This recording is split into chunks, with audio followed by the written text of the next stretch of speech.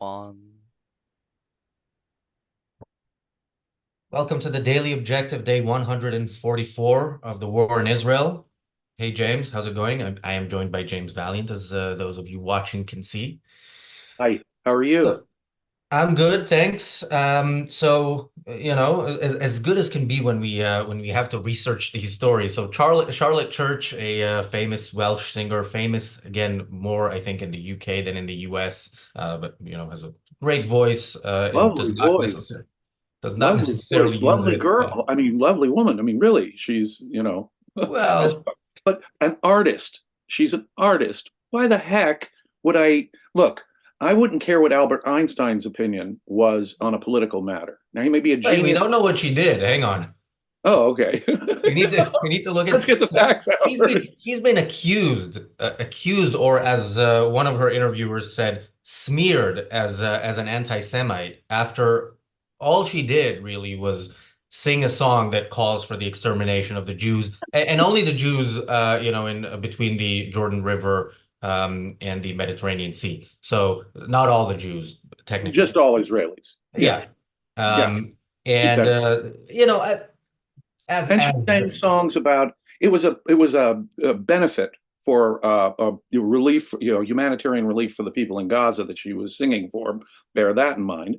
And she not only led them in this river to the sea, the famous river to the sea line, which we have covered, which is in fact a call for extermination. Its historical roots are clear. Now led that in what she called a beautiful, beautiful spiritual moment, where she led them all in this chant for a river to the sea, and she regards it as a call for peace and equality for all people. But then again, she also led them in chant songs from South Africa's apartheid period.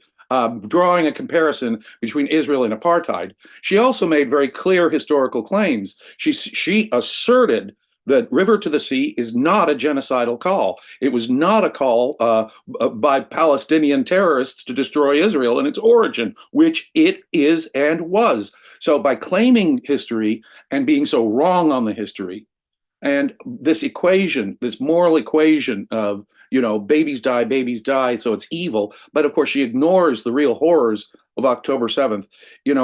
Last week I did here for the reality show, for the Daily Objective, excuse me. I did one on October 7th and the atrocities, the sex crimes, and the nature of what happened on October 7th. This woman is so morally blind, she hasn't even bothered to note that the culture she's defending is producing, in effect, Jack the Rippers. Jack the Rippers by the dozens, hundreds, thousands that could pull off an October 7th, as I explained last week. I'd really urge people to check out that other episode we did, if you can stomach the details. But she obviously is totally unaware that this has nothing to do with any kind of Israeli occupation of Gaza, has nothing to do with any Israeli oppression. She's that blind. But it's a self-induced blindness. Now, but as I say, look, she's an artist. Why do we care what actors and artists think in general about topics outside of their field? I'm not going to call them dumb actors or something, or single-focused artists or something like that. But the fact is, this is mushy-headed naivete that gets to the point that it really transcends and gets into the deep intellectual dishonesty field, because she's making assertions, moral equivalence between South Africa's apartheid and Israel, or claiming that the history on River to the Sea isn't what it actually is. No, she's making historical assertions that are false. She hasn't looked into. They're totally irresponsible. And there's so many people in the West who are so mushy-headed about ethics that all they need is a picture of dead babies in Gaza, and that's it. Now, we were told after the horrors of October 7th that they didn't happen in a vacuum. But somehow, Israel's very surgical actions in purely self-defense, that is all happening in a vacuum. That's just the murder of babies for no apparent reason. That's genocide, don't you know? So Israel's pure self-defense in reaction to those atrocities is itself what cannot have a context, is itself what is in a vacuum. We're never going to discuss October 7th. Are we, Miss Church? We're never going to sing about that, are we, Miss Church? Um, It's outrageous. by the way, there was one actor whose opinion I do care about. He's going to be on the reality show next, but I don't care about his opinion because he's an actor. I care because he's But you intelligent see, and that's why interesting. I said I won't call them dumb actors because I know a lot of smart actors. And you see, I wouldn't care, like I said earlier, if it was Albert Einstein's opinion on politics. He's a physicist. What does he know about politics? Now, I'm not saying that art can't play a role in the cause. I think artists should go out, and I think filmmakers should go and detail, for example, the horrors of October 7th. They should detail the horrors of Islamist beheadings, killing people simply for drawing pictures, the torture, the what happens to gays in the Palestinian world or in the Iranian world. Well, they should, in fact, focus on what's relevant. Artists do and can play a vital role in all that, but as we know as objectivists, the primary function of art is not didactic. On the other hand, if artists had a decent sense of life, we would know what their focus would be. We would know the kind of songs they would be singing. And it would not be songs about how that are rooted in language that says destroy Israel. From the river to the sea means it includes Israel. She wants change in Israel. She wants the destruction, in effect, of Israel. And if she doesn't know it out loud, she's evading and she's dishonest.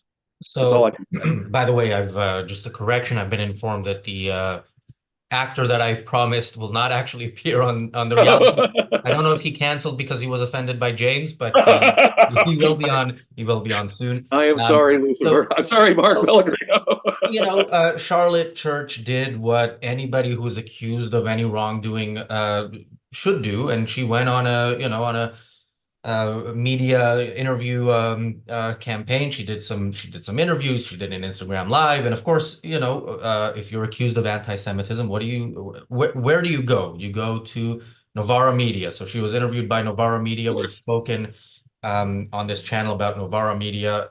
Again, something that'll be known more to people in the UK. But one thing that we mentioned was, sorry, one of their writers on October 7th celebrating the attack while it was happening, and saying that the Palestinians broke out of their open air prison or whatever pro-terrorist slogan was used, which of course was later deleted.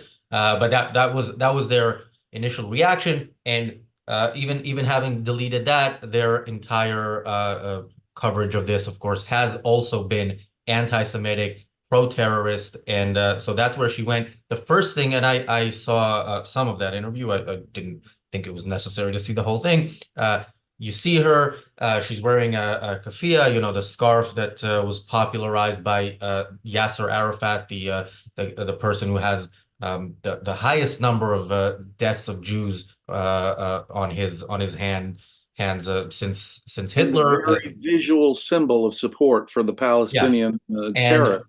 and the first thing she did, of course, Novara Media is going to be a very friendly interview for any anti-Semite. She immediately laughs it off with the interviewer, who says, you've been smeared and so on.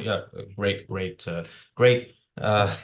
journalism there, Smeared, Novara Media. smeared. She's And calling for more October 7th. yeah, and so Smeared. but here's the thing. She at some point said, I would do it again 100 times and plan Mhm. to, which I kind of thought was a nice paraphrase of her favorite people's spokesperson, who said, we're gonna do it again and again Yeah. until Israel is annihilated, referring to October 7th. So Well, yeah, exactly right.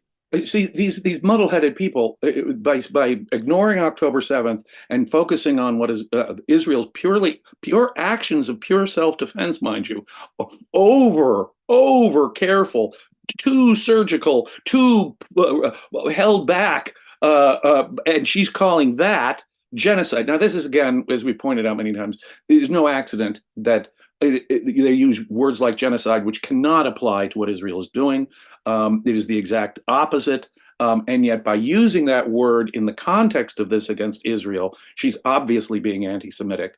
She ignores the true genocidal, explicit genocidal intent of Hamas. They're proving that on October 7th, ignores all that, and then says Israel, then attacks. And see, puts on the Palestinian scarf, talks, chants "River to the Sea," but it's not. It's just a call for peace and equality and love. What a beautiful and spiritual event this was. And I'm no anti-Semite, right? And I'm sure some of her best friends are Jews too. No, that is the classic racist line. She has to know if she was thinking at all, but you see, she's probably evading, and this is the nature of her muddle-headed evasion. She's evading what she's actually calling for. She's evading the fact that she's defending October 7th and is demanding the death of more Jews. And that's what she's I mean, doing. I don't know. Look, if you look at Charlotte Church's history of political activism, or at least statements, this is, she identifies as a feminist. There's a quote from Yes, her from climate years ago change. about women who aren't feminists annoy me. Of course, feminism has an identity crisis nowadays with the attack, the most horrific attack that we have heard of, and of course it was documented by the attackers themselves on Jewish women, but it doesn't really it doesn't it doesn't sit well with these people that they have You know, to there may be occasional condemn. violence and I don't want to minimize it or undermine it. There may be violence on the West Bank, for example, from Jewish settlers.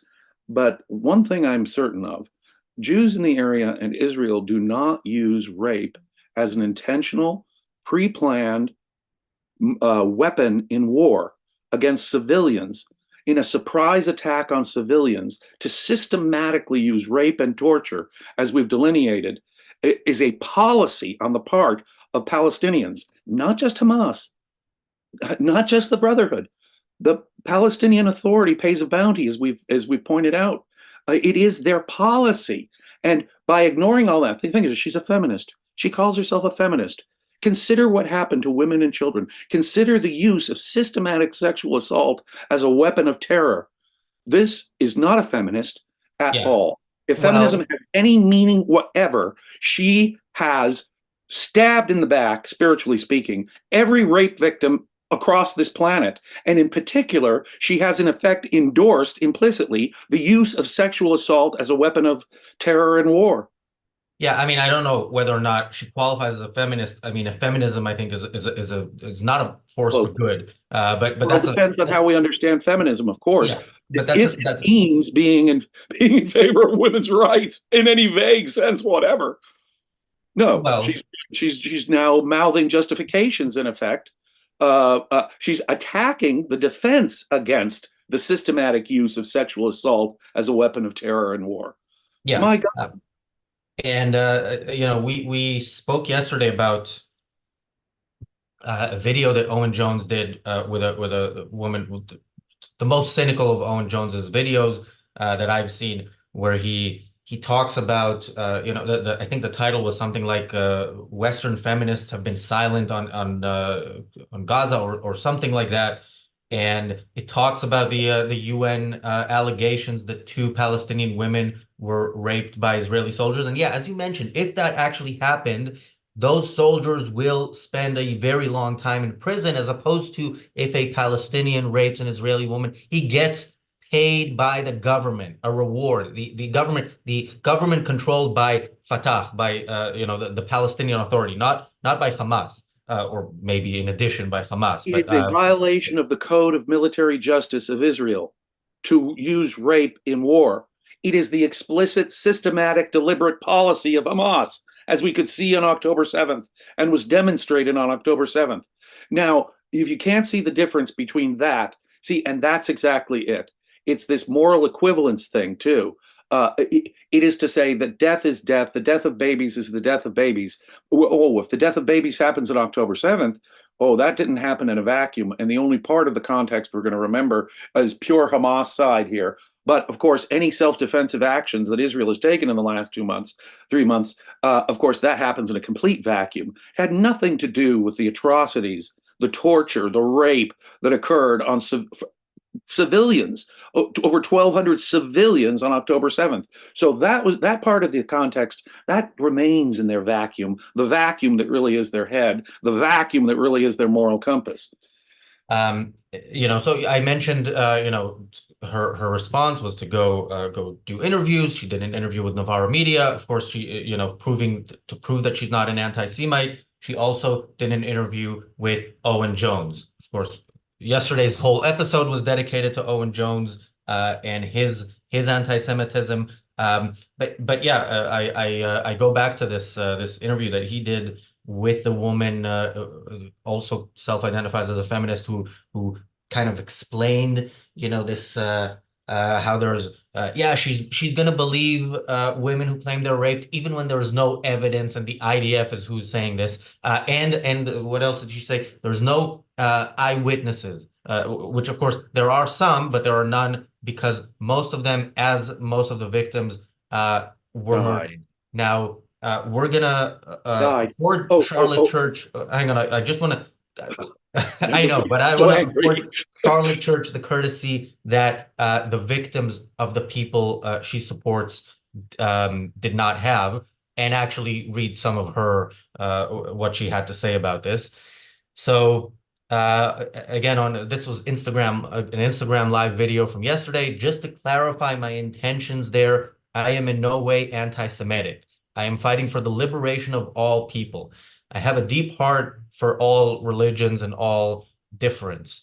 Yeah. Um, it Well, see, was a that tells you that beautiful, right beautiful there. event, but unfortunately, the powers that be can't have that. They can't have such a powerful symbol of resistance as what we worked towards on Sunday. And then something else she said in the interview with Novara Media is she quote hates the idea that anybody thinks I am at all anti-Semitic or trying to make things more divisive. But I stand by everything that we sang on Saturday. It was really beautiful. So yeah, Really yeah. beautiful because she loves all religion. Now, think about this. Any form of rationality is good for her. Any philosophy is just as equally good for her. But the resistance is resistance against Israel, you see, and she lets the mask slip there. So she's in effect saying that somehow this has anything to do with Gazans being oppressed by Israel, when it has nothing to do. Nothing to do. If you open your mouth like she does, what you're asserting is Israel is oppressing Palestinians. That is simply not a fact. The very nature of the attacks on October 7th, the nature of the attacks on October 7th demonstrate beyond a reasonable doubt that the Palestinians are not fighting for anything other than the destruction of Israel, which is their explicit goal. They want the slow torture and death of every Jew in the area. That is the obvious intention of their policy. To ignore that context and to make the moral equivalence cuts, or to claim that Israel is somehow has anything to do with Israeli oppression. No, they could have had a Palestinian state many times over the decades. They have refused it because they want Israel destroyed. That's the context that she ignores. This is not about peace and liberation. And see, she's such a moral relativist. I believe in all religions and all the oppression for all people. No, no, no, no. So she can't, what she's saying out loud is the Nazis are just as valid as the West was in World War II. Let's take her moral relativism. Let's take her ideological promiscuity. All religions, all ideologies are equally valid. Therefore, when British and Americans killed Germans during World War II, that was genocide. That was just as evil as what Israel is doing now. If she had the sense to use the same principles and apply them consistently, that's what she'd be saying. It would be evil to fight the Nazis, is what she's saying. She wants peace. She wants understanding. Should be doing fundraisers for Germany right now if this was Nazi Germany. But that's what we're talking about. German children, because they do German like to say children. it's children. It's always Children. about children. Always. Yes. No. Now, that is ignorance on the level of dishonest evasion. Everyone can have the facts. I did get irritated a little earlier when people talk about the proof of the facts. We have proof beyond a reasonable doubt. We have the forensic reports from the doctors who were pulling burnt, raped, dismembered, mutilated bodies, trying to identify them and pull them apart. We have the forensic physical evidence, which corroborates the eyewitness accounts of the first responders, the doctors and nurses and medical personnel who first got there to witness this. We have eyewitness, not a lot, as you point out. None of Most of that the matters. no, but you're missing the point. None of that matters to these people. They know. So this is why, again, that Owen Jones interview with that woman, she found that the way to do the believe her hashtag believe her thing while saying that she doesn't believe these women. And the way to do that is all this information is coming from the IDF, so it doesn't matter. You can have videos of actual rapes, and it wouldn't, it wouldn't matter to these Owen Jones people. can look at the tape, can look at the tape of people being bound together and abused against each other. He can see the tape and ignore the evidence and minimize it as he's seeing the tape that Hamas itself makes. Now, when you're that dishonest, now it's true that our Professor Finkelsteins and our Owen Joneses have come down a little from their outright defense of what happened on October 7th.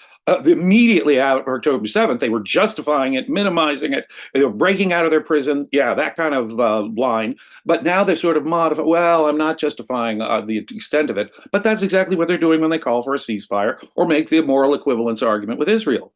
No, it's truly. Yeah. I want to quickly, well, we'll go back to a bit of more of what Charlotte Church said. I want to just thank our super chatters. Thank you, Jonathan. Thank you, Stephen. Thank you, Bonnie. Thank you, Daniel Kraus, the producer behind the scenes for the Owen Jones mentioned tip jar. Thank you, Akira, for the super chat saying you're not supposed to super chat yourself, Daniel. Akira, I appreciate the super chat, but that is fake news. You are absolutely supposed to and encouraged to super chat yourself. Thank you, Kirsten, for the emoji of I need to learn my emojis, but it's a smiley face with hearts around it. Thank you for that. And I'm going to go back to some of what Charlotte Church said. Actually, I'm reading this from The Guardian, which I think is good for me to read it from there. It's not good in any other way, because you kind of you get the defense of it in a more more of an attempt to look like journalists than you get from Novara Media and Owen Jones, even though he writes for The Guardian, he's an opinion columnist. So. They say, well, this is The Guardian saying Palestinian activists deny that the chant is anti-Semitic and say it refers to, quote, the right of all Palestinians to freedom, equality, and justice. Now, the word justice, of course, might be used by anybody in the world to mean anything. I don't know if freedom has ever been used by Hamas, except, they're certainly not fighting for freedom. They're fighting for theocracy, for Islamic theocracy. And equality, again, is a word. What are you talking about? Like equality of outcome, equality of opportunity, equality before the law. It's empty enough. Unlike the slogan from the river to the sea, all those words are open enough to interpretation. Continues. The Guardian's history of the chant describes it as being, quote, open to an array of interpretations from the genocidal to the democratic, unquote, since it emerged in the 1960s. And then Charlotte Church says, quote, clearly, if you know the history of it all, it is not an anti-Semitic chant calling for the obliteration of Israel. It is not that in any way, shape, or form. It is calling for the peaceful coexistence of Israelis and Palestinians. So these people actually, I hope for their sake, they're coming up with it as they go along, rather than have actually thought this through and want this to be the quote of her that is that appears in the media for all to read. Note the tension. The Guardian says it had an array. No, The Guardian was ahistorical. It says it had an array of meanings. She denies that. She says it only ever had a peaceful meaning. That's what she says. So she and The Guardian are sort of disagreeing here. She says the chant only ever meant peace and love, equality, and goodness. The Guardian says, no, it had an array of meanings. Both are wrong. From the outset, it was a call for genocide and the destruction of Israel. That's where it comes from. That's where it comes from. I mean, as we've covered, the right of Palestinians to return and flood Israel and destroy Israel, or the right of Hamas or the PLO in their day to have destroyed Israel and kill all the Jews in the area. That's what they're calling for. I mean, they have to redefine terms. obviously the Jews were the greatest victims of genocide in the last century. So this has got to be a genocide, even though Israel is acting in perfect self-defense and too carefully in self-defense in the most surgical respect for civilians in the history of any war ever. So we ignore defense versus aggression. We ignore the nature of the attacks and we ignore the nature of the defense. And so we have to redefine terms. Genocide has to be redefined. Apartheid has to be redefined. And of course, the chant river to the sea has to be utterly redefined. And only by Orwellian redefinition, freedom is slavery, peace is war, only by a total Orwellian redefinition with newspeak language can they pull this off and create the moral equivalence they need. Because what they have to do is ignore, as I say, the atrocities on October 7th, which reveal the real intention of the Palestinians living in Gaza. It is not to live in peace and harmony and respect the equality of the Jewish religion. If she really believes that, she's naive in the extreme and should be ignored simply because she's brain dead. But I don't believe that a person of her intellect can be that brain dead when only a little investigation can show her better. So I think it's evasion on the point of dishonesty, but the point that if she's making, if she really, really believes that the Palestinians would be happy with talk about ignoring history. How many chances have the Palestinians had to have a peaceful state and live in peaceful coexistence with Israel? And they've turned them down again and again and again. How many aggressive wars against Israel since it began have there been, all the way up to October 7th? So she's not that naive. She can't be that stupid. I mean, even she cannot be that stupid as to think that the Palestinians who perpetrated October 7th just want peace and coexistence. No one could be that stupid to think that the tortures and rapes that we saw on October 7th reflect any concern for Israeli oppression or occupation, as opposed to their desire simply to wipe out Jews in the slowest, most torturous way they possibly can. If they could do it with sexual assault and torture, Hamas would be all the happier. They don't want. You see, Iran is getting closer. In one of the news stories today, Iran is getting ever closer to a nuclear weapon. I don't think they would want just to nuke Tel Aviv or something. I think they would want the slow torture of every Jew in the region. That's what October 7th tells us, Miss Church.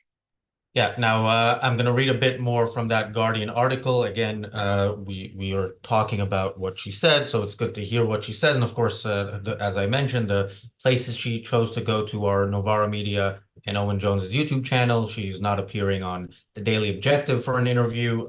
No surprise there. In part, maybe because we didn't invite her, but I'm going to take a wild guess that she wouldn't show up if we did.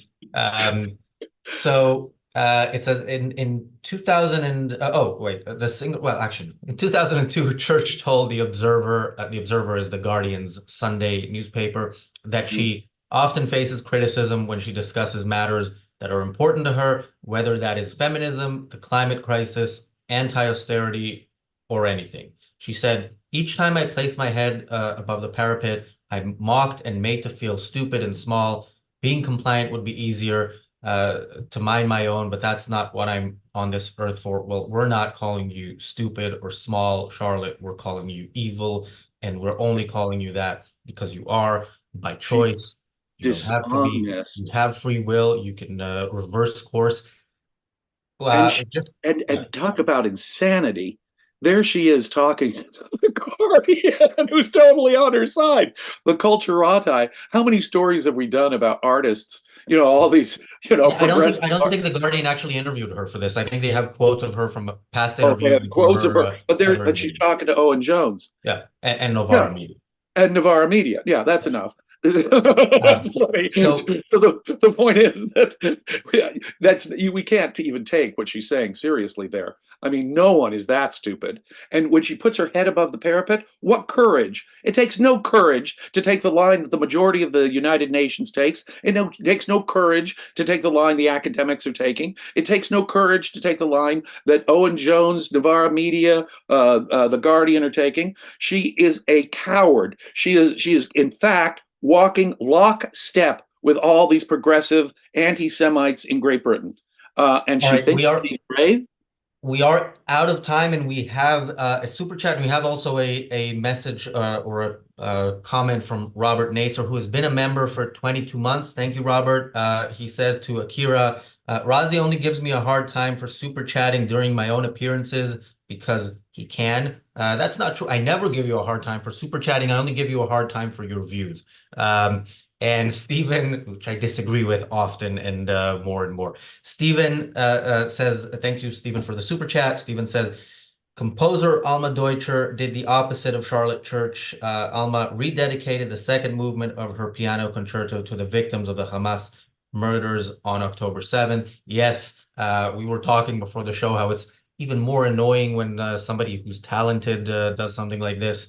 And it's nice to see that there are talented people who do the opposite. And thank you, Robert, for another super chat.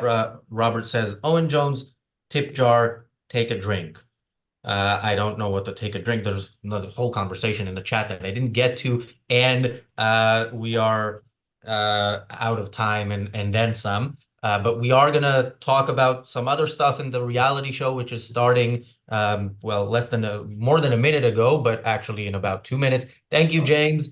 We'll be back here with the Daily Objective tomorrow. See you then.